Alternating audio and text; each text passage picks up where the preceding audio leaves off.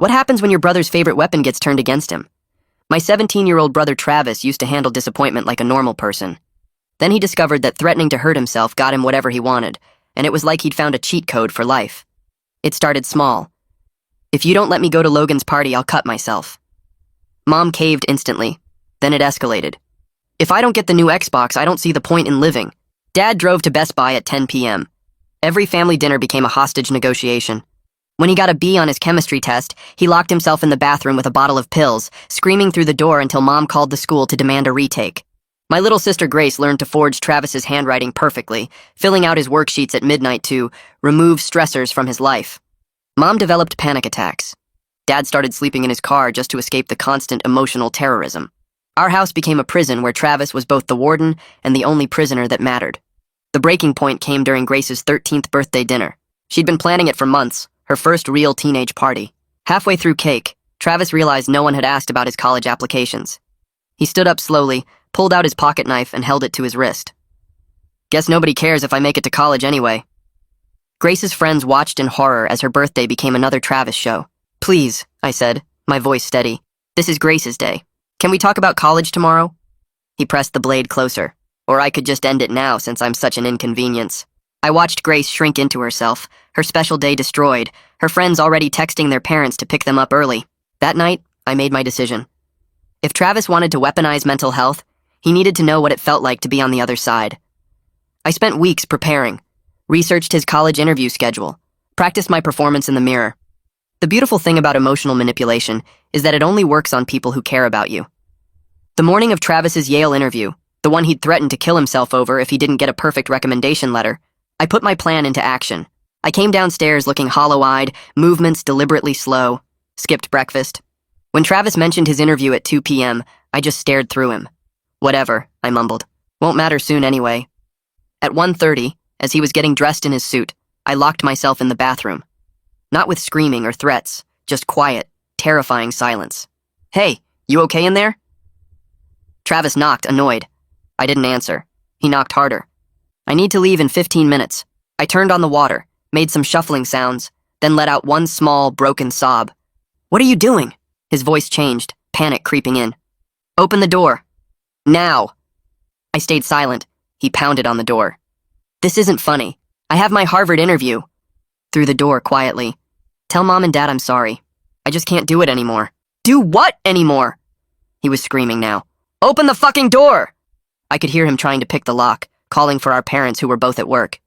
Please, he begged. Whatever's wrong, we can fix it. Just come out. I'll miss my interview. I don't care. Just please come out. His voice cracked. I'm calling 911, he said. No, I whispered. Please don't. Just go to your interview. It's important. Fuck the interview! He was crying now. Please, I'm sorry for whatever I did. I'm sorry for everything. Just open the door. Please don't hurt yourself. Please. For 10 minutes, he begged. Promised anything. His Yale interview time came and went. Finally, I unlocked the door and stepped out, completely fine. He stared at me, his face a mess of tears and confusion. I needed you to understand, I said calmly. How it feels when someone you love holds their life hostage, when you have to choose between their threats and your own life. He slid down the wall, still in his interview suit, shaking. I really thought you were going to. I know, I said. That's how Mom feels every time. That's how we all feel, every single day. Travis looked up at me, and I saw it click. The exhaustion, the fear, the resentment he'd been creating in everyone who loved him. I missed Yale, he whispered. Yeah, I said. And I missed being your brother instead of your suicide prevention hotline. He just nodded and went to his room. That was 3 days ago. Today I came home from school to silence. I dropped my backpack by the door. Is anyone home? Nothing. I walked upstairs. His bedroom door was open, and his Yale rejection letter was on his desk. Then I heard it. Water running in the bathroom. Travis? I knocked. The door was locked. I looked around and noticed a dark liquid leaking out under the door. It looked like red hair dye. Please. I started pounding against the doorframe. I pound harder, my fist hitting the wood so many times it starts to hurt. The red liquid keeps spreading, creeping across the white tile like it's moving on its own. My phone is in my hand before I even think about it, fingers shaking so bad I almost drop it twice before I get 911 typed in. The dispatcher answers and I'm talking before she finishes her greeting, words coming out fast and broken. I tell her my brother is locked in the bathroom, and there's red liquid coming out from under the door, and I don't know if it's blood or hair dye, but I need help right now. She asks for my address and I give it, then she asks if I can hear him moving around in there. I press my ear against the door and hear water running and maybe some shuffling sounds, but I can't tell if that's good or bad. She tells me to stay on the line, that help is coming, and I can hear her typing something on her end. She starts asking questions about Travis, about his history, and I have to explain that yes, he's threatened to hurt himself before. Yes, multiple times. Yes, our family has been dealing with this for years. Each answer feels like I'm betraying everyone, exposing all the stuff we've kept hidden from neighbors and teachers and everyone else. But I can't stop talking because what if I'm wrong about the hair dye? What if this time is real? What if my stupid lesson 3 days ago pushed him over some edge I didn't know existed? The sirens start far away and get louder fast, and I hear the dispatcher saying the paramedics are almost there. I run downstairs and unlock the front door, then run back up because I don't want to leave Travis alone even with a locked door between us. The paramedics come in with heavy footsteps and equipment that clanks against the stairs. There are 2 of them, both wearing dark blue uniforms, and they ask me which door. I point and step back, but one of them puts a hand on my shoulder and moves me further down the hallway. They have this metal tool thing that they wedge into the door frame, and it takes maybe 30 seconds before the lock breaks and the door swings open. I try to see past them, but they're blocking my view completely, their bodies filling the doorway. One of them says something to the other that I can't hear, then the taller one turns around and walks toward me. His face is calm but serious, and he tells me Travis is conscious and talking. The red stuff is hair dye, not blood, but they're taking him to the hospital anyway because of the circumstances and because I mentioned his history of threats. I feel this weird mix of relief and confusion and anger all at once. Relief because he's alive. Confusion because I don't know if this was another manipulation or something different. Anger because I can't tell anymore where Travis's real problems end and his control tactics begin. They bring him out on a stretcher even though he's walking fine and his face looks completely blank, like he's somewhere else entirely. He doesn't look at me as they carry him past. I follow them downstairs and watch them load him into the ambulance, the lights flashing red and blue across our front yard. A few neighbors are standing on their porches watching, and I know this is going to be all over the neighborhood by tonight. I pull out my phone with hands that won't stop shaking and call Mom first. She answers on the second ring and I just say Travis and ambulance and hospital before she starts screaming into the phone. Not words exactly, just this high scared sound that makes my chest hurt. I tell her he's alive, he's conscious. They're taking him to County General and she hangs up without saying anything else. Then I call Dad at work and he answers with his customer service voice until I say what happened. He goes quiet for a few seconds, then tells me he's leaving right now and he'll meet me at the hospital. His voice sounds flat and tired, like he expected this call eventually. I text Grace at the school because I don't want her to hear about the ambulance from someone else. I type Travis in the hospital. He's alive. Coming home early and send it before I can think too much about what those words will do to her day. Each call feels like I'm setting off bombs in different parts of our family's life, but somebody has to tell them before the school calls, or the neighbors start talking, or the hospital tries to reach our parents. I grab my backpack and my keys and drive to County General, following the route the ambulance took about 10 minutes ahead of me. At the ER, I walk up to the desk and tell the nurse I'm here for my brother who just came in by ambulance. She asks for his name and my information, then tells me to have a seat in the waiting area while they evaluate him. I sit in one of those plastic chairs that's attached to 3 other plastic chairs, and I stare at the TV in the corner that's playing some talk show with the sound off. The nurse comes over after maybe 20 minutes and sits down next to me with a clipboard. She asks if there have been previous attempts or threats, and I have to walk her through the whole pattern. The knife at Grace's birthday party, the pills in the bathroom over the chemistry test, the constant threats over college and Xbox and parties and everything else. Every word I say feels like I'm accusing myself, like I'm admitting I knew this was coming and did nothing to stop it, or worse, that I made it worse with my bathroom stunt 3 days ago. She writes everything down without judging, just nodding and asking follow-up questions about dates and details. When she's done, she tells me a doctor will come talk to the family once they finish the evaluation, and she goes back to her desk. Mom and Dad show up within 5 minutes of each other, and I can tell Mom drove way too fast to get here because her mascara is streaked down her face and her hands are shaking. Dad still has his work uniform on, the name tag and everything, and he looks around the waiting room like he's trying to figure out where to go. They both see me at the same time and walk over, and before either of them can even sit down, Mom turns on me. She gets right in my face and her voice comes out like a hiss, low but harsh. She says I did this, that my little stunt 3 days ago pushed Travis over the edge, that I'm responsible for whatever happens to him. Dad puts his hand on her shoulder, but he doesn't disagree with her, doesn't tell her she's wrong or being unfair. He just stands there looking at me with this tired, disappointed expression, and I feel the weight of their blame settle on my shoulders like something physical. Part of me wants to argue, wants to explain that Travis has been doing this for years, and I just tried to show him what it felt like, but another part of me thinks maybe they're right. Maybe I did push him too far. Maybe teaching him a lesson by using his own tactics was the worst thing I could have done. I sit back down and they sit on either side of me, and we all just stare at the TV without really seeing it. A doctor in a white coat comes out about 40 minutes later and calls our last name. We all stand up and he introduces himself as Dr. Gould. He tells us Travis is physically fine, no injuries, no signs of self-harm. The red liquid was definitely hair dye, probably from a bottle Grace had in her bathroom from some school project months ago. But they're keeping him for observation, possibly a 72-hour involuntary hold depending on how the evaluation goes. He uses all these terms like safety planning and crisis intervention and psychiatric assessment, and it all feels suddenly real in a way that Travis's threats never did before. Before it was just our family and our secrets, but now there are professionals and protocols and official procedures. Dr. Gould explains that someone from the psychiatric team will evaluate Travis to determine if he's a danger to himself, and based on that evaluation, they'll decide whether he needs inpatient treatment or if he can go home with a safety plan. He asks if we have questions, and Dad asks how long until we know. And Dr. Gould says probably a few hours. Then he goes back through the double doors, and we're left standing in the waiting room again. I sit back down in the plastic chair, and my brain starts replaying my staged bathroom incident from 3 days ago. I see myself practicing in the mirror, timing the water sounds, planning the exact words to say through the door. I calculated every detail to teach Travis a lesson, to make him feel the fear and helplessness he'd been creating in all of us for years. But now I can't stop thinking about the difference between my performance and whatever happened today. Was Travis trying to manipulate us again? Or did something actually break inside him?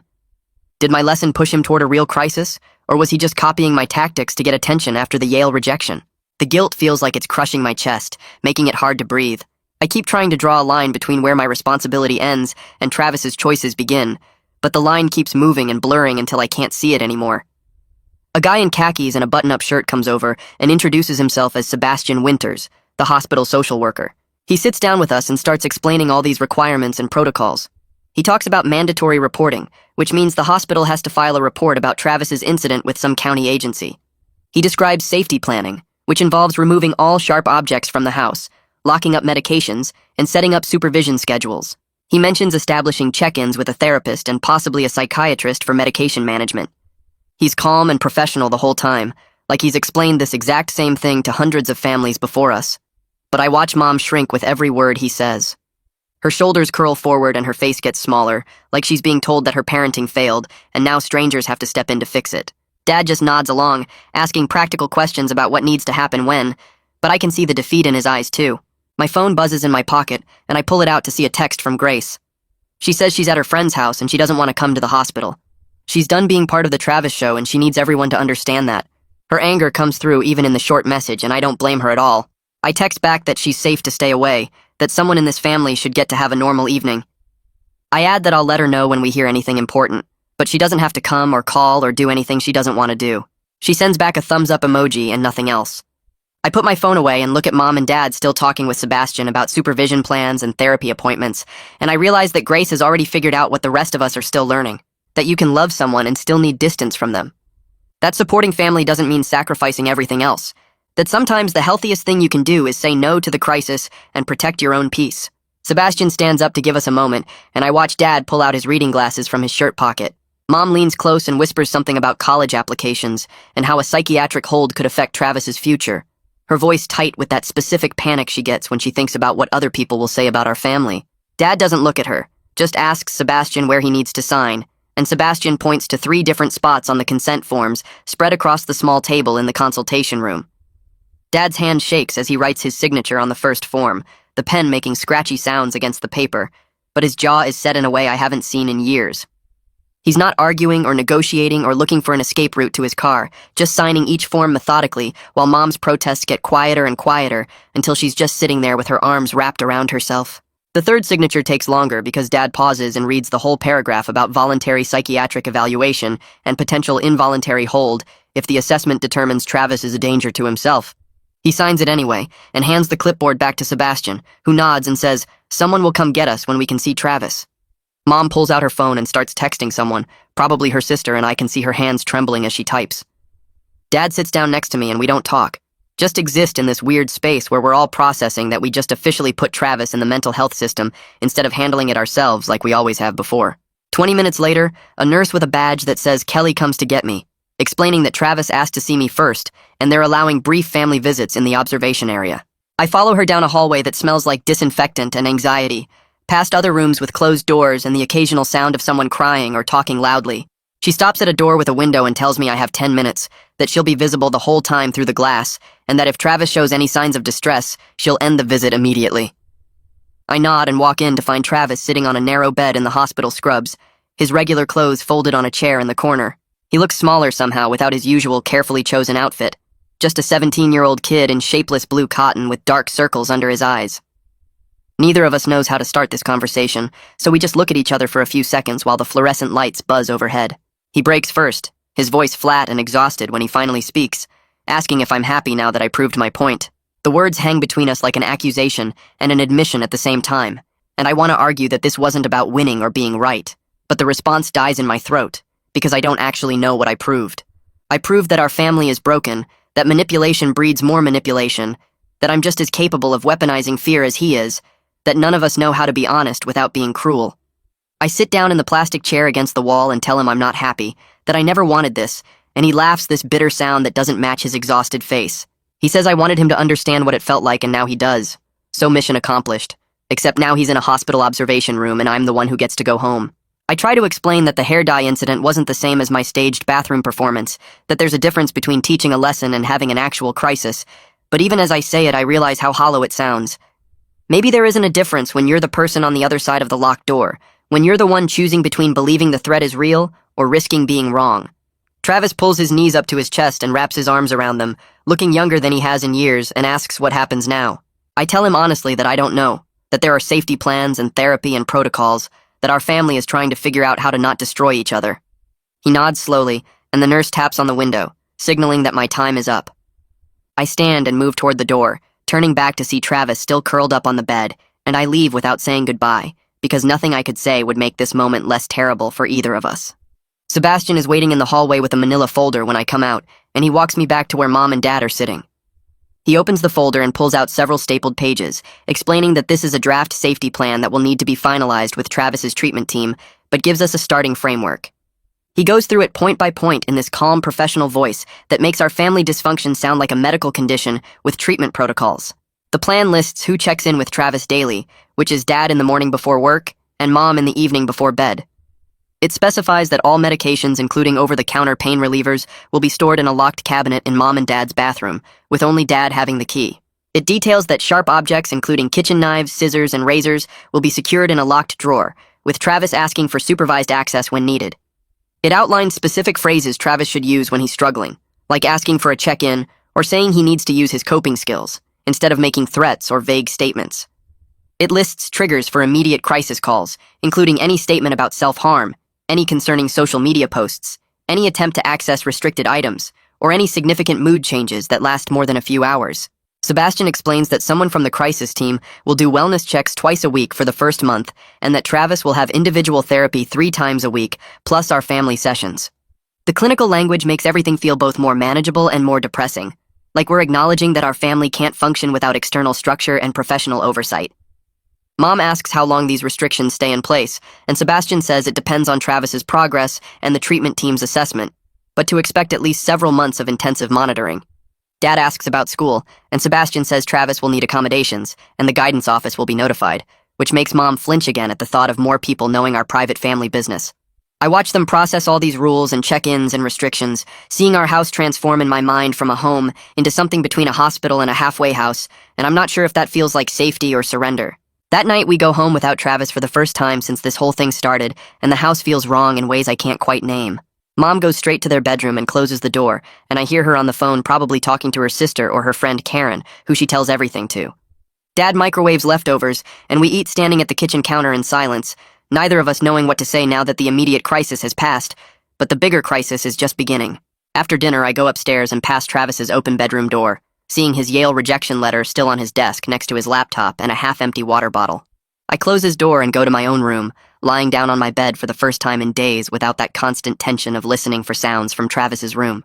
The peace feels guilty, like I'm relieved my brother is locked in a hospital observation room instead of terrorizing our family, and I hate myself a little bit for being grateful he's not here. I sleep better than I have in weeks, solid and dreamless, and when I wake up the next morning, the guilt hits harder because my first thought is, Thank God he's still in the hospital. I get ready for school in the quiet house. Mom already gone to work and Dad making coffee in the kitchen, and everything feels both lighter and heavier at the same time. At the school, I make it through first and second period before I get called down to the guidance office over the intercom. I walk through the hallways knowing everyone heard my name and wondering if they know why I'm being called, if the rumors about the ambulance at my house have spread enough that people are connecting the dots. Callie Lambert is waiting in her office, the door open and a box of tissues on her desk like she's expecting tears. She's younger than most of the other counselors, maybe late 20s, and she has this way of being direct without being harsh that makes it hard to lie to her. She asks me to close the door and sit down, then explains that the hospital reported Travis's incident as required by law and that she wanted to check in with me. Her voice is gentle, but her questions are specific, asking how I'm doing, what support I have, whether I feel safe at home. I tell her I'm fine, and our family is handling it, the automatic response I've perfected over years of hiding our dysfunction. She lets the silence stretch until I can't stand it anymore, and I admit that it's complicated, that I don't know if I'm okay or not. She nods like she expected that answer, and then she says something that makes my stomach drop, explaining that she knows about my staged bathroom incident because Travis mentioned it during his evaluation. She's not angry or judgmental when she tells me that what I did, even with good intentions, was harmful, and that I need to separate accountability for Travis's choices from blame for his mental health crisis. I want to defend myself, to explain that I was trying to teach him a lesson, but she cuts through my excuses by asking if I would tell someone else that emotional manipulation is okay, as long as you're trying to prove a point. The question sits heavy between us and I can't answer it because we both know the answer is no. She gives me some pamphlets about family crisis support and healthy boundaries, tells me her door is always open and sends me back to class with the kind of look that says she's going to be checking in whether I want her to or not. I spend lunch period in the library instead of the cafeteria, pulling out my notebook and trying to write an impact letter to Travis like Callie suggested. The first draft comes out angry and defensive, listing all the ways his manipulation has destroyed our family and explaining why I did what I did. I read it back and realize it sounds like I'm still trying to win an argument instead of taking responsibility, so I tear it out and start again. The second draft is too apologetic, full of sorry, and I didn't mean to, and please forgive me, and it makes me sound like I'm begging for absolution instead of actually acknowledging harm. I crumple that one too and start a third time, trying to find words that are honest without being cruel, that take accountability without making excuses. I write about being scared for years, about watching Grace's birthday get destroyed, about Dad sleeping in his car and Mom's panic attacks, about feeling helpless and angry and desperate to make Travis understand. I write about my staged bathroom incident, and how I planned every detail to teach him a lesson, and how I'm sorry that my manipulation became part of his breakdown, even though I can't separate my actions from his choices.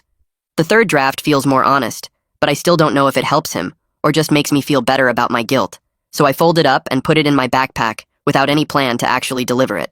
The bell rings for fourth period, and I shove the notebook in my locker, wondering if there's any way to apologize for weaponizing the same fear you're trying to stop without sounding like a hypocrite. Mom calls during my free period, her voice small and defeated in a way that makes my chest tight. She says she scheduled a family therapy intake appointment for this weekend with someone named Marshall Bell, who specializes in crisis intervention and family systems. She sounds like she's admitting failure, like scheduling therapy means accepting that we can't fix this ourselves the way we've always tried to. I tell her that's probably a good thing, even though it feels like giving up, and she makes this small sound that might be agreement or might be crying. She asks if I'll come to the appointment, and I say yes because what else am I going to say? That I'm tired of being part of the family crisis management team, that I want my own life separate from Travis's breakdown. She thanks me and hangs up quickly like she can't handle talking anymore, and I sit in the empty classroom staring at my phone. And thinking about how we're all finally admitting we need help, but it took Travis in a hospital observation room to get us there. That evening after dinner, Dad asks if we can talk and we end up sitting at the kitchen table with the safety plan Sebastian gave us spread between us. Dad looks older than he did even a week ago, new lines around his eyes and gray in his stubble that I don't remember seeing before. He tells me something I never expected to hear, admitting that sleeping in the car wasn't just about escaping Travis's threats, but about his own fear that he'd snap and say something unforgivable. His vulnerability surprises me because he's usually the silent one, the parent who disappears rather than engages, and I realize we've all been performing our roles in this family drama without admitting how scared we actually are. He explains that his own father used threats and anger to control their family when Dad was growing up, and that he's terrified of becoming that person, of letting his frustration turn into the kind of rage that breaks people. So instead of risking that, he just left, slept in his car, avoided the situation entirely, which he knows now was its own kind of abandonment. I don't know what to say to this confession, so I just nod and tell him I get it, that we've all been doing the best we can with broken tools. He asks if I'm okay, and I give him the honest answer, which is, I don't know. that I feel guilty and angry and relieved and scared all at the same time. We sit there for a while, not saying much, just two people who love each other trying to figure out how to be a family again instead of hostages in the same house. My phone buzzes with a text to the family group chat, and I pull it out to see Travis's message lighting up the screen. He says he's sorry for worrying everyone, but he didn't think anyone would actually care that much, and I can feel him testing the waters even through the text message. He's probing for the old patterns, seeing if we'll rush to reassure him that of course we care, that we'll do anything to keep him safe, that his feelings are more important than everyone else's reality. I watch the 3 dots appear as Mom starts typing a response, and I know she's about to tell him how much she loves him, and how scared she was, and how nothing matters except him being okay. It's the same script we've followed for years, the immediate emotional response that tells Travis his manipulation works, that threatening self-harm gets him the attention and reassurance he wants. I type out my response before Mom can send hers, keeping it simple and boundaried the way Sebastian said we should. I tell Travis I'm glad he's getting help, and we'll talk more when he comes home. Nothing about how scared I was or how much I care or any of the emotional hooks he's fishing for. I hit send and watch Mom's typing indicator stop, see her look at her phone and then reach for it to call Travis privately like she always does. Dad's hand moves faster than I expect, gently taking her phone and reminding her that the social worker said to keep communication consistent and not get pulled into individual reassurance cycles. Mom looks at him with this expression of hurt and confusion, like he's being cruel by stopping her from comforting her son. But Dad holds firm and reminds her that responding to tests and manipulation is what got us here in the first place. She pulls her hand back slowly, and I watch her wrestle with the urge to fix and comfort and make everything okay. The same urge that's enabled Travis's threats for years. The family group chat stays quiet after my message. No flood of I love yous or reassurances, just my boundaried response sitting there like a new rule we're all learning to follow. My phone buzzes again and I pull it out expecting another family group message, but it's a separate text from Penelope Grace. She says she's not visiting Travis in the hospital and doesn't want anyone to make her feel bad about it, that she needs space from the constant Travis emergency mode. I read it twice and feel relieved that at least one person in this family is setting boundaries instead of rushing to fix everything. I text back that it's completely fair, and she doesn't owe anyone forgiveness or support right now, that taking care of herself matters more than performing family unity. She sends back a heart emoji and the words "thank you for getting it," and I save the message because it feels like proof that someone understands we can't keep sacrificing ourselves on the altar of Travis's crises. Mom glances at my phone and asks if that was Grace, and I tell her yes, that Grace is staying with her friend tonight and needs some space. Mom's face crumples and she reaches for her phone to call Grace directly, but Dad intercepts her hand again and reminds her that pushing Grace right now will only make things worse.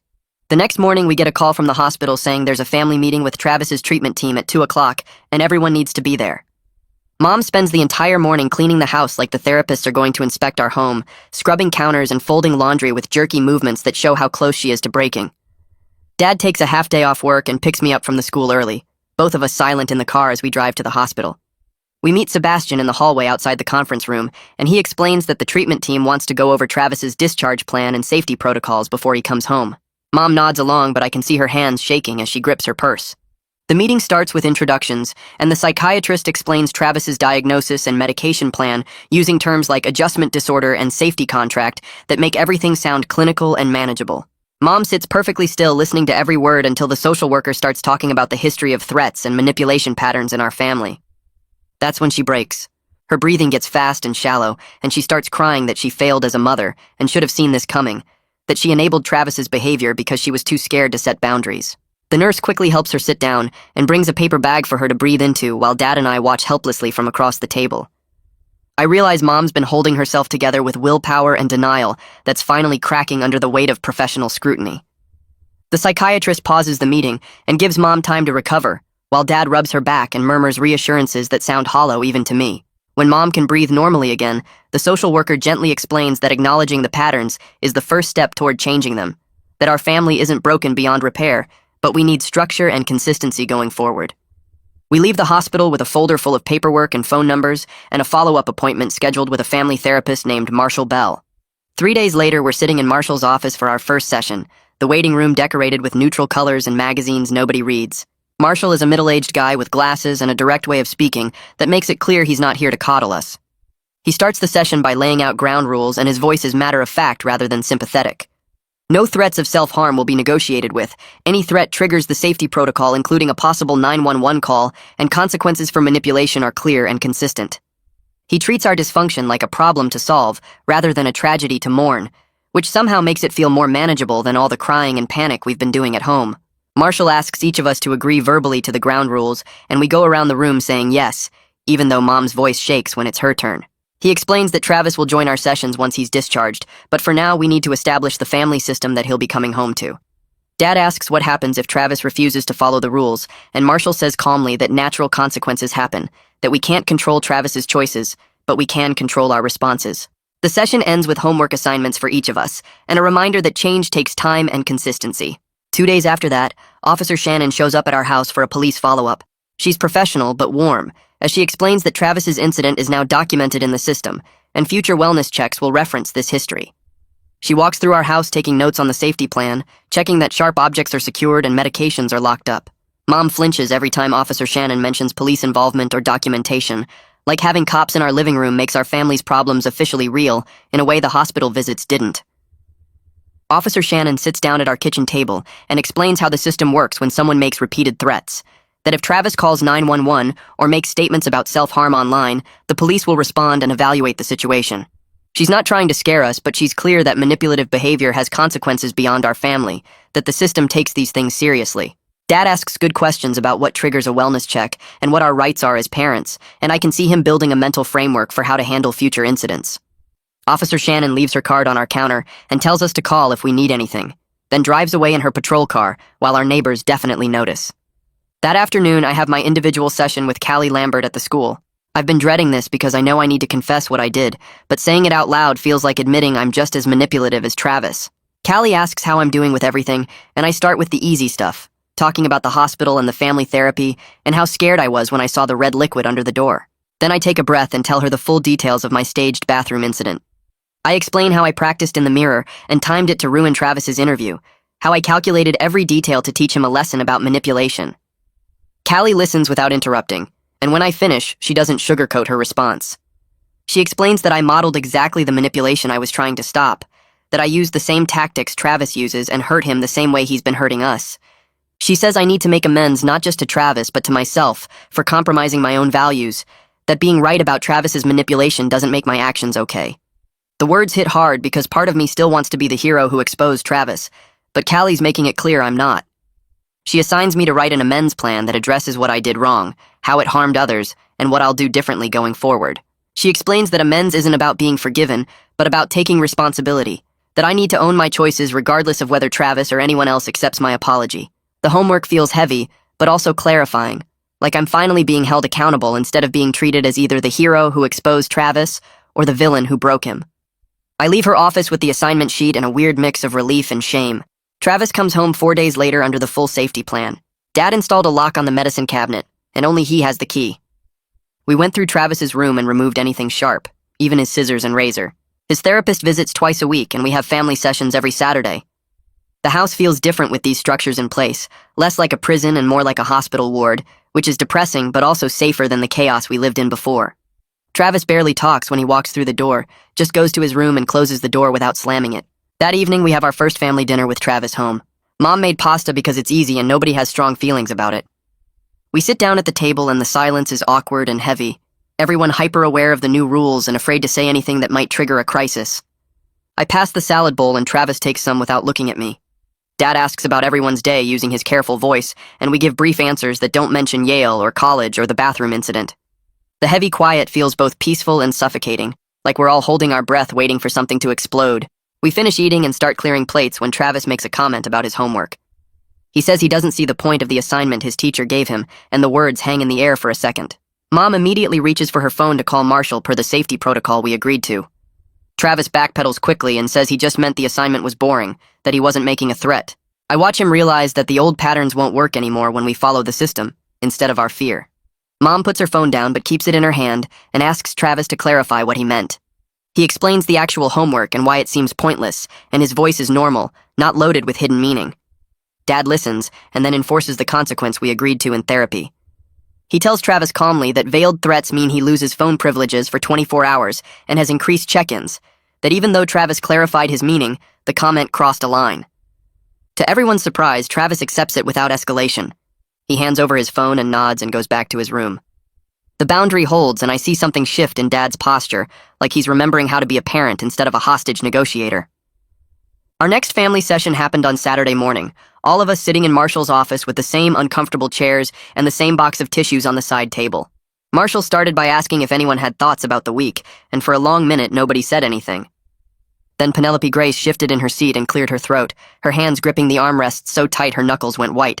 She looked at Marshall instead of at any of us and started talking about her birthday, how she'd planned it for months and picked out specific decorations and invited friends she really wanted to celebrate with. Her voice shook, but she kept going, describing how Travis stood up with the knife and how her friends' faces changed from happy to scared in seconds. She said she felt invisible in our family, like the only time anyone noticed her was when she was helping with a Travis crisis or staying quiet so she wouldn't add stress. She told Marshall she wanted her life back, that she was tired of being the good kid who never caused problems, because there was always a Travis emergency taking up all the oxygen in the house.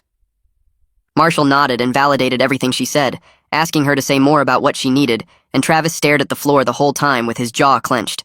When Penelope Grace finished talking, the silence felt heavy and awful, and I realized I'd never actually heard her say any of this out loud before, even though we all knew it. Marshall thanked her for her honesty and asked Travis if he wanted to respond, but Travis just shook his head and kept looking down. The session ended with Marshall giving us homework about identifying our individual needs versus family needs, and we walked out to the parking lot without talking. I caught up with Penelope Grace before she got in the car and asked if we could talk for a minute. She stopped and turned around, her arms crossed over her chest like she was protecting herself. I told her I was sorry that my staged bathroom incident added another layer of Travis drama to her already destroyed birthday, that I'd been so focused on teaching Travis a lesson that I didn't think about how it would affect her. I said I knew I'd made things worse by fighting his manipulation with more manipulation, and that I was genuinely sorry. She looked at me for a second, and then stepped forward and hugged me, which I wasn't expecting. When she pulled back, she said she knew I was trying to help, and she understood why I did it, but that our whole family needed to stop using Travis's tactics against each other and actually deal with the real problems. She said it with this clear, direct voice that made her sound way older than 13, and I felt both proud of her for being so smart about it and ashamed that a middle schooler had better boundaries than I did. We got in the car and Mom asked if everything was okay, and Penelope Grace just said yes and put in her earbuds for the drive home. Monday at the school felt like walking through a minefield of whispers and stares. The ambulance at our house had been visible enough that neighbors noticed, and apparently someone's older sibling knew someone in my grade, so by lunch the rumors were spreading. People asked if my brother was okay, if it was drugs, if someone died, and I kept my head down and said I didn't want to talk about it. Some kids respected that and backed off immediately. Others kept pushing with questions disguised as concern, wanting details they could turn into gossip. I ate lunch in the library and avoided the cafeteria entirely. My friend Jason texted me asking if I needed anything and said he was around if I wanted to talk but wouldn't push, which made me grateful for friends who understood boundaries. Walking through the halls felt like wearing my family's dysfunction as a visible scar that everyone could see and point at. I got through the day by focusing on homework and assignments, letting schoolwork be the one normal thing I could control.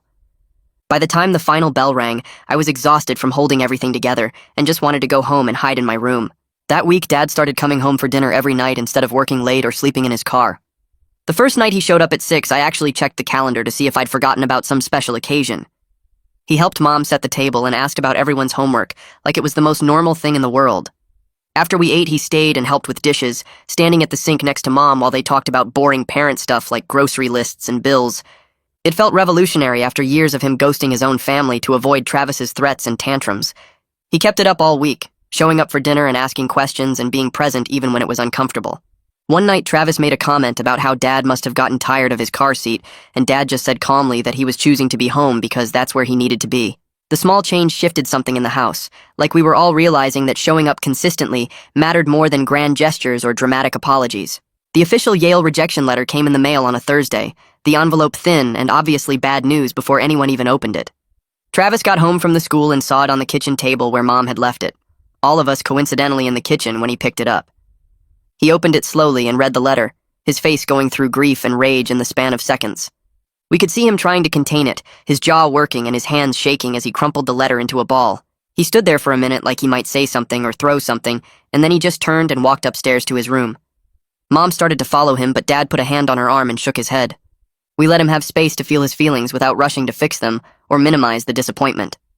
Marshall had told us this was important, letting Travis learn to sit with hard emotions without turning them into weapons or demands for rescue. It felt wrong to just stand there and not do anything, but we stayed in the kitchen and gave him the room to be upset on his own. I found Travis crying in his room about an hour later, sitting on his bed with his face in his hands. I knocked on the open door and he looked up, his eyes red and his face wet. Every instinct I had wanted to apologize again or try to fix how he felt, but I made myself just sit down on the floor near his bed instead. We sat there for a few minutes in silence, him crying quietly, and me just being present without trying to make it better. Finally, I said his therapist's number was on his phone if he wanted to do an emergency check-in, and he nodded and pulled out his phone. I left while he was dialing and closed his door behind me. Later, I heard him talking on the phone, his voice low and unsteady, but actually talking instead of threatening or manipulating. When he came out for dinner, he looked exhausted but calmer, and nobody asked him about the call or the letter. It felt like a tiny step toward him building real coping skills instead of control tactics. The following week, Travis skipped his individual therapy session and claimed he forgot when Dad asked about it. Dad looked at Mom, and then back at Travis, and said that missing therapy meant losing gaming privileges for 3 days, per the consequences we all agreed to. Travis's face went red, and he started arguing that he genuinely forgot, and it wasn't fair to punish him for an honest mistake. Dad stayed calm and said the consequence wasn't about punishment, but about accountability, and that if Travis wanted to change the system, we could discuss it in family therapy. But for now, the rule stood. Travis stomped off to his room and slammed the door, and I waited for Dad to cave or for Mom to interfere, but neither of them moved. Dad went upstairs an hour later and collected Travis's gaming console and controllers without discussion. Travis was furious and sullen for the next 3 days, barely speaking at meals and radiating resentment. But the consequence held, and I watched our parents actually follow through even though it would have been easier to let it slide and avoid the conflict. Mom announced at dinner one night that she'd started her own individual therapy, and her doctor had prescribed medication for her panic attacks. She said it quietly, like she was ashamed, and explained that she'd been struggling for years and needed help managing her anxiety. Dad reached over and squeezed her hand, and Penelope Grace said she was proud of Mom for taking care of herself. Mom's eyes filled with tears, and she said she should have done it sooner, that she'd let her fear control too much of how she parented. Her honesty gave the rest of us permission to admit we were all dealing with our own stuff from the years of emotional hostage situations.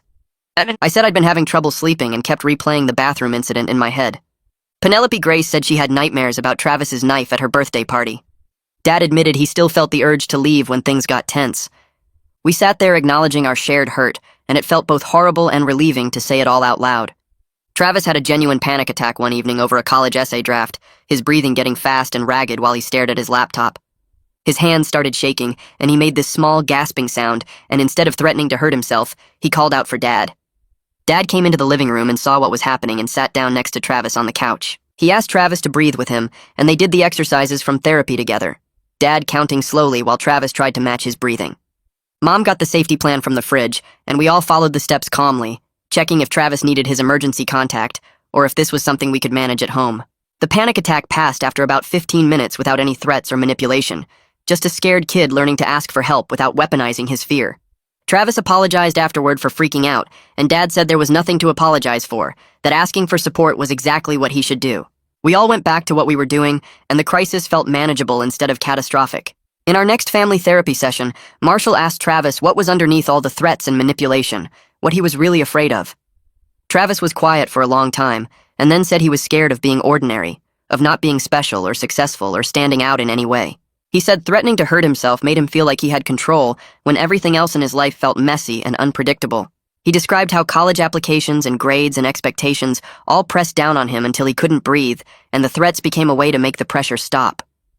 Marshall listened and then helped him identify the fear as separate from the behavior, explaining that feeling scared of failure was normal, but using self-harm threats to cope with that fear was the problem.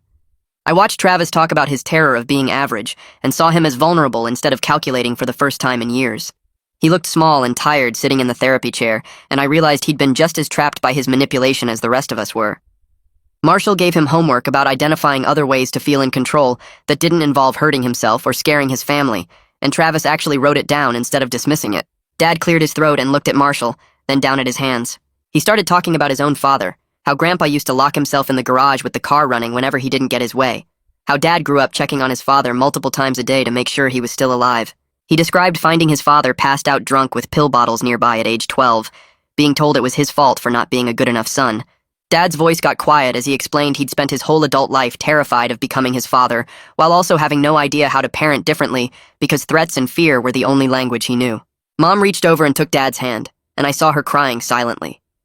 Marshall listened without interrupting, then reframed it as a pattern that got passed down but could be broken, saying we were choosing to end the cycle right now in this room instead of passing it to another generation. He said Dad's awareness of the pattern was actually the tool we needed to stop it, that knowing the history meant we could write a different future. Travis looked at Dad with something like understanding, maybe realizing for the first time that our family's dysfunction went deeper than just his manipulation. Marshall pulled out a stack of papers and explained the homework for this week. He wanted us to create what he called a no-threat contract, a written agreement where everyone in the family signed off on how we'd handle Travis's mental health without enabling manipulation. He laid out what needed to be in it, specific phrases we'd use when Travis made threats, clear consequences for using self-harm as leverage, and supports for genuine crises that didn't involve giving in to demands. He said we needed to include check-in schedules, who Travis could call during a real crisis, and what counted as breaking the contract. Mom asked if this was really necessary, if writing it down felt too formal and cold. Marshall said that was exactly why it needed to be written, because our good intentions kept crumbling under pressure, and we needed something concrete to reference when emotions ran high. He handed us templates and examples from other families, explaining we'd spend our next session reviewing what we came up with. The homework felt both clinical and hopeful, like we were building a new family language that didn't include emotional terrorism as a valid form of communication. That evening, we spread the contract templates across the kitchen table after dinner. Mom wanted to start with the support section.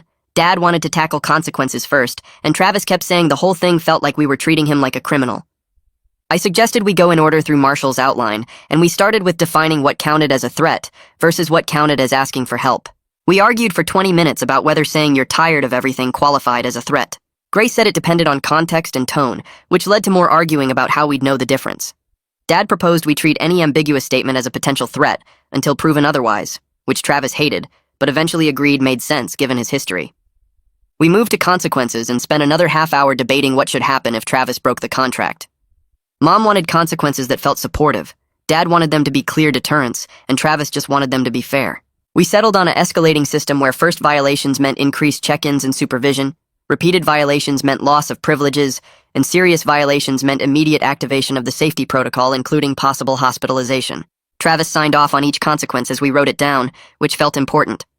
We added support systems next, listing Marshall's number, the crisis hotline, Travis's individual therapist, and specific friends or family Travis could reach out to during genuine struggles. By the time we finished drafting, it was past 10 and we were all exhausted, but we had a document that felt real and enforceable rather than just good intentions that would dissolve the next time Travis tested us. The next morning at breakfast, Grace asked quietly if we could maybe do a small redo of her birthday. She said she didn't want anything big, just family and maybe 2 friends, pizza and a cake, something that was actually about her instead of another Travis show. Mom's eyes filled with tears immediately, and she started apologizing for how the first party went, but Grace stopped her and said she just wanted to move forward, not rehash the past. Mom pulled out her phone and started looking at dates, asking Grace what kind of pizza she wanted and what flavor cake. I watched Grace negotiate for what she wanted without apologizing for needing attention, asking for Saturday afternoon, and requesting that Travis only stay for the first hour so she could have space with her friends after. Travis nodded and said that was fair, that he owed her a birthday that wasn't about him. Dad suggested we go to the pizza place Grace liked instead of ordering in, make it feel more special. Grace smiled, a real smile, and said that sounded perfect. The planning felt like growth for all of us, like we were learning to make space for Grace's needs without either ignoring Travis's mental health or letting it consume everything. Saturday came and we drove to the pizza place at 2 in the afternoon. Grace invited 2 friends from the school, both girls who'd been at the original disaster party, and were clearly nervous about round 2. We ordered 3 pizzas and breadsticks and sat at a big table in the back. Travis participated in the conversation for the first hour, asking Grace's friends about school and their hobbies, being genuinely pleasant instead of making everything about himself. When the hour was up, he looked at Dad and said he was ready to head out, giving them space like he'd promised. Dad drove Travis home while Mom and I stayed with Grace and her friends. We ordered the cake, a small chocolate one with purple frosting that Grace had picked out earlier in the week. When they brought it to the table with candles lit, Grace's face just glowed. Her friends sang happy birthday, and Grace blew out the candles with a genuine smile, making a wish with her eyes closed tight. It went smoothly, no drama or crises, just a normal teenage birthday celebration. Watching Grace laugh with her friends over cake felt like a small victory against years of ruined moments, proof that our family could have normal experiences if we all committed to making space for them. A few days later, Travis came downstairs looking upset, holding his phone. He showed Dad a text from someone at the school, a screenshot of a meme mocking him with an ambulance emoji and the caption about being dramatic. Dad read it and asked Travis how he was feeling about it. Travis said it hurt and made him angry, that he wanted to text back something mean or post about how everyone at the school was fake. Dad sat down with him, and they talked through the hurt and anger for about 15 minutes. Dad asking questions about what specifically bothered Travis and validating that having your crisis become school gossip was genuinely painful. Travis didn't spiral or threaten self-harm, just sat there processing his feelings with Dad's support. Later that evening, I was walking past Travis's room and heard him on the phone with his therapist, talking through the text and how it triggered his fear of being seen as manipulative or attention-seeking. He sounded strained, but he was handling it, riding out the feelings without weaponizing them. I kept walking, giving him privacy, but feeling like this was real progress even though I could hear how hard it was for him. In our next therapy session, Marshall brought up Travis's handling of the cruel text and praised it as exactly the kind of response we wanted to see. I felt the urge to pile on, to say something about how Travis was finally learning what the rest of us had been dealing with, but I bit it back. Marshall looked at me and asked what I was thinking, and I admitted I'd wanted to gloat but chose not to. He called it mature restraint and said I was learning an important lesson about being Travis's brother instead of his therapist or his adversary. I was learning that supporting Travis didn't mean fixing his problems or controlling his responses, just being present when he struggled and giving him space when he needed it. Mom asked how she could practice the same restraint because her instinct was still to jump in and solve everything. Marshall suggested she start by counting to 10 before responding to any of Travis's distress, giving herself time to choose a response instead of reacting from panic. The session felt like we were all learning new roles, figuring out how to relate to each other without the old patterns of manipulation and enabling. Late one night, I was in my room doing homework when my phone buzzed with a notification. Travis had posted something on social media, just a vague statement saying he was tired of pretending and didn't know how much longer he could keep up the act. I screenshot it and was about to go talk to him when I heard a knock at the front door. Dad went downstairs and I heard Officer Shannon's voice asking to do a wellness check per the protocol.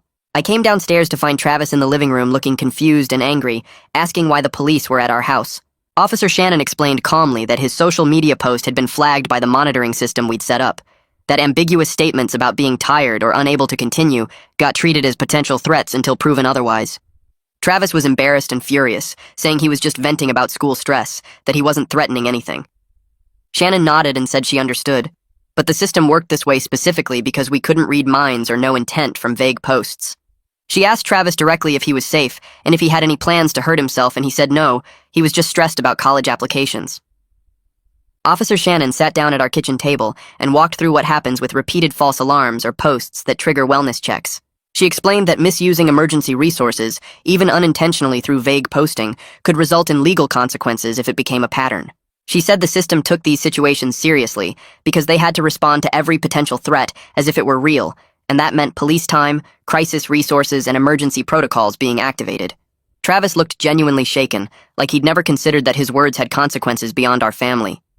Shannon wasn't harsh about it, just matter of fact in explaining that social media posts about being tired of life or unable to continue triggered mandatory responses, and that Travis needed to be more careful about how he expressed normal stress online. She said if he needed to vent, he should text his therapist or call the crisis line, not post cryptically where concerned people would report it. I watched Travis realize that manipulation didn't just hurt us, but could actually get him in legal trouble, that the system had teeth beyond family consequences. After Officer Shannon left, Dad pulled out the contract we'd drafted and pointed to the section about social media and vague statements. He explained calmly that this incident counted as a contract violation, that the consequence we'd all agreed on was loss of social media access for 24 hours and increased supervision. Travis started to argue, then stopped himself and asked if this was really necessary. Dad said yes, that we'd all signed the contract, including Travis, and that following through on consequences was how we rebuilt trust and established new patterns. Mom handed over Travis's phone, and Dad changed the passwords on all his social media accounts, explaining he'd restore access tomorrow evening. Travis accepted it with sullen resentment but without escalation, no threats or manipulation, just visible frustration that he swallowed instead of weaponizing. Dad stayed calm and consistent, not apologizing or softening the boundary, just implementing what we'd agreed to. The consequence held even though it was uncomfortable for everyone, and I felt something shift in our house, like we were actually capable of following through instead of just talking about change. 2 days later, I'm sitting in the school parking lot watching everyone head into the winter dance through my windshield, my phone buzzing with texts from friends asking where I am. I text back that something came up with family, and watch the little dots appear as they respond with understanding emojis and sad faces. It's my turn for Travis supervision duty tonight because Mom has her therapy session and Dad's working late, which means I'm stuck at home making sure Travis doesn't spiral over another college rejection letter that came today. Marshall said during our last session that it's healthy to acknowledge the cost of supporting someone in crisis, that pretending sacrifice doesn't hurt, just builds resentment that explodes later.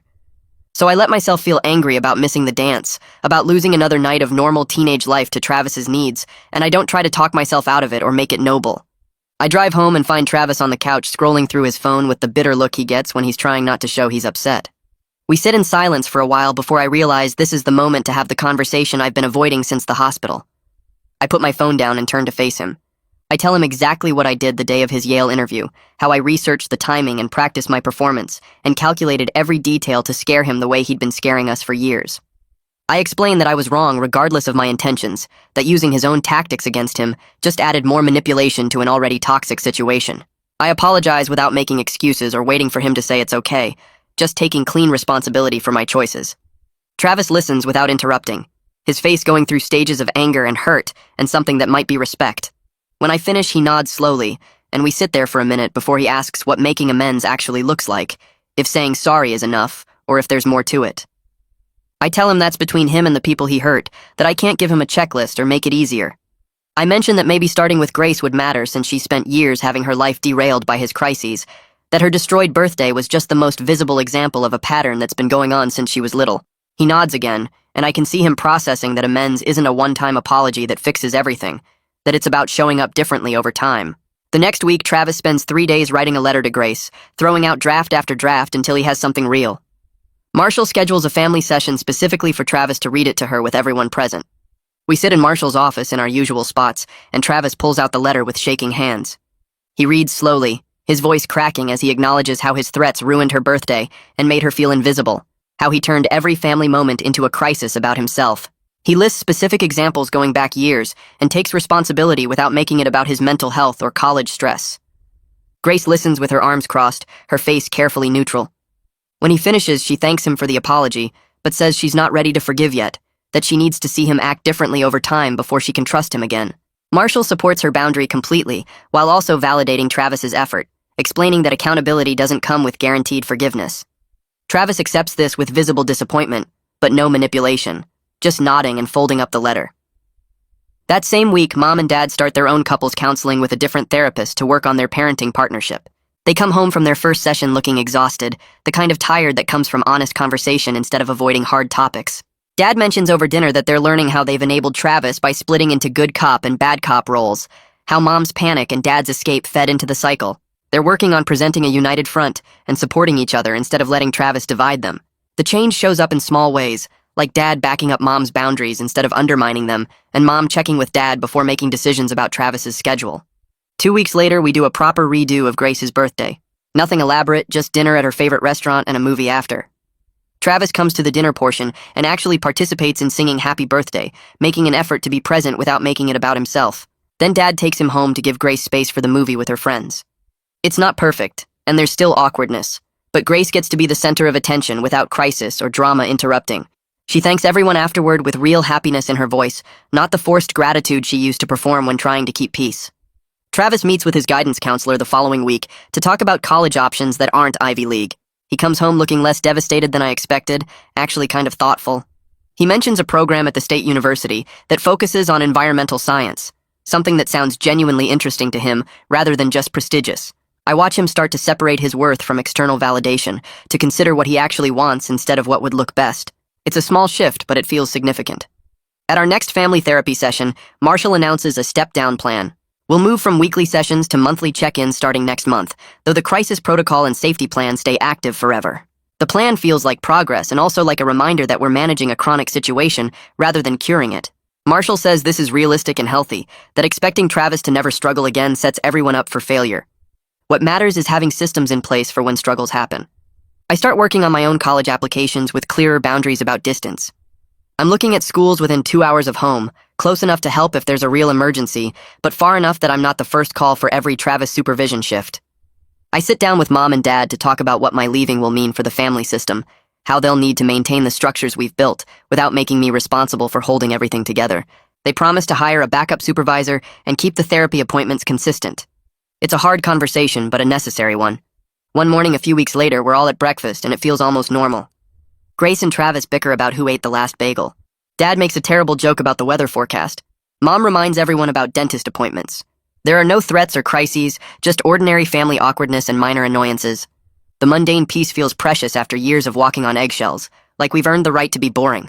I catch Dad's eye across the table, and he gives me a small nod, acknowledging that we're still here, still trying, still making it work one ordinary morning at a time. That Thursday night, Travis and I end up on the couch watching some dumb comedy special because nothing else is on, and we're both too tired to go upstairs. The comedian makes a joke about families being like hostages who develop sympathy for their captors, and we both laugh at the exact same moment. It's not a polite laugh or a careful one, just genuine stupid humor that catches us both off guard. Travis glances at me, and I catch his eye, and for maybe 2 minutes we're just brothers watching TV and cracking up at the same ridiculous bit. The moment doesn't last because nothing does anymore. He gets up to grab water, and the careful distance slides back between us like it always does. But sitting there alone on the couch after he leaves, I realize that underneath all the therapy and safety plans and consequences, there's still something worth keeping. We're not fixed, and maybe we never will be, but we're not completely broken either. The next morning, Dad catches me before school and suggests we do a final systems check together. We walk through the house like we're doing a fire drill. He shows me the guidance counselor's direct number saved in his phone with a star next to it. The crisis hotline numbers are posted on the inside of the kitchen cabinet where anyone can see them, but they're not screaming at visitors. We check the medication cabinet in the hallway, and it's still locked with only Dad having the key. He opens it to show me Travis's prescriptions are organized by day, with a chart tracking when doses get taken. The sharp objects inventory is in a locked drawer in the garage, everything from kitchen knives to box cutters accounted for and secured. We end in the kitchen where the family contract hangs on the fridge under a magnet, all our signatures visible, including Travis's slightly messy one at the bottom.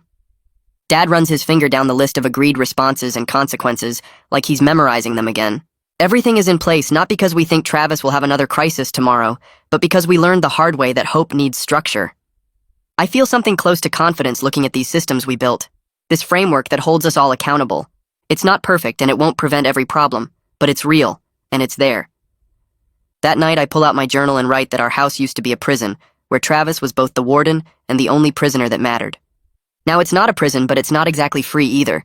It's just a place with rules and consequences and people trying their best to be honest, instead of playing games with each other's fear. We're all still learning how to do this. Mom still gets anxious when Travis is quiet too long. Dad still checks the bathroom lock sometimes when Travis is in there. Grace still keeps her distance and guards her space. Travis still struggles with disappointment and has days where everything feels impossible. But the terror that used to fill every room has been replaced with something different. Structure. Small moments of real connection. Honesty instead of manipulation. It's not a fairy tale ending where everyone's healed and happy. It's just real hard work towards something better than what we had. Progress instead of perfection. And sitting here writing this, I think that might actually be enough. And that's the full breakdown. I try to keep every story short but useful, something you can actually take with you. If it gave you even one new idea, then it did its job. Subscribe so you don't miss the next one.